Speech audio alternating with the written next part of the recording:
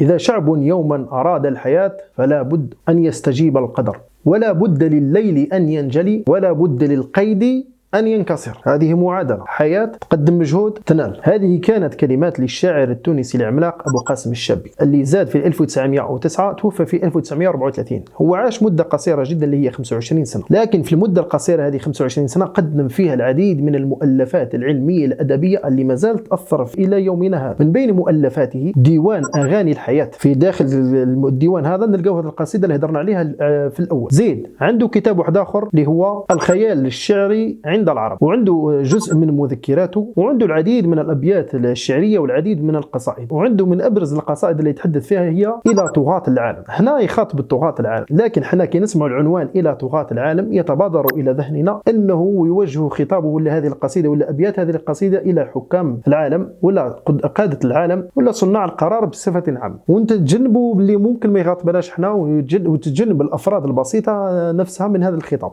لكن هو العكس تمام، لأنه إلى طغاة العالم هو ما حددش شكون هما الطغاة، لكن يقدر اي واحد فينا يكون طاغية. تقدر تكون طاغية في بيتك، تقدر تكون طاغية في المكان اللي تعمل فيه، تقدر تكون طاغية حتى في الحي اللي راك تسكن فيه، وتقدر تكون طاغية حتى بينك وبين نفسك، لانه طغاة يعني هما كاينين في اي مكان، ويقدر الانسان يكون طاغية وهما ما يجيبش خبر الروح. المصطلح الطاغية معناه الشر، معناه الجهل، معناه الظلم، كل الصفات الذميمة، حتى السرقة وحتى الخداع وحتى الكذب هذه من صفات الطغاة. وبالمقابل تاع الطغاة نشوفوا باللي العدل، الخير، وتحب الخير للناس، والعديد من الصفات. وحنا للاسف الشديد انا متاكد انه اكل فينا حنا اكل طغاة، لكن كله حسب درجاته. كان ابو قاسم الشابي كان عنده مرض شديد في قلبه، وهو اللي كان السبب في وفاته سنة 1934، ربي يرحمه على كل حال. رغم مرضه وألمه كان يزرع الأمل في قلوب المواطنين، ويوقظ الضمائر المسلوبة الإرادة.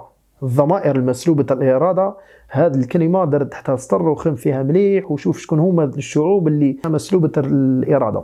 كي تسمع كلمات تاع ابو قاسم الشابي تقول راه يخاطب فيك انت، ويخاطب في انا، ويخاطب في الجموع العربيه الان.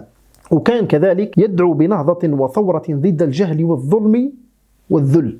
انا نعتقد انه الخطاب موجه الى شعوب شمال افريقيا، لانه السبات اللي في شمال افريقيا ولا الشعوب اللي في شمال افريقيا يقدر يكون سبات غريب جدا، رغم عندنا تاريخ كبير خلاص في التحرر، وعندنا تاريخ كبير خلاص في التقدم وفي الازدهار وفي تقديم الاسباب الى حياه كريمه. كما راهو يقول هو مفعم بالحياه ما شاء الله على ابو قاسم الشابي.